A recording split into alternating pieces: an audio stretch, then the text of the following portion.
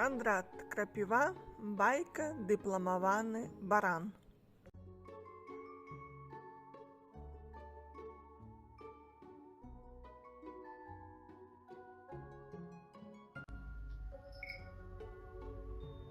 У адным сяле, неважна дзе, хадзіў баран-чарадзей.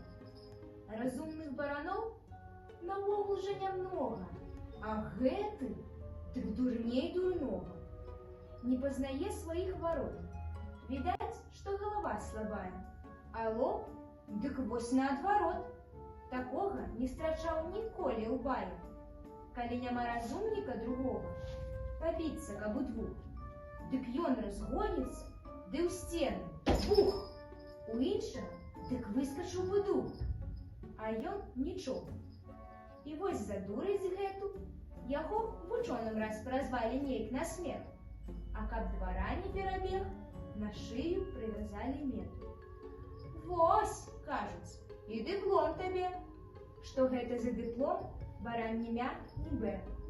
Аднак жа перад кошкаю пачаў ён ганарыцца. А што ж ты думала, сястрыца?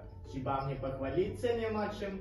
Дыплом я заслужыў, здаецца ж, галавою, і не раўнуйся ты са мною.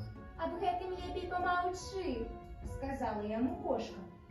Каб ты быў разумнейшы трошка, ды розумам раскінуць мог авечым, то убачыў бы, што ганарыцца нечым, бо заслужыў ты свой дыплом не галавой, а лбом.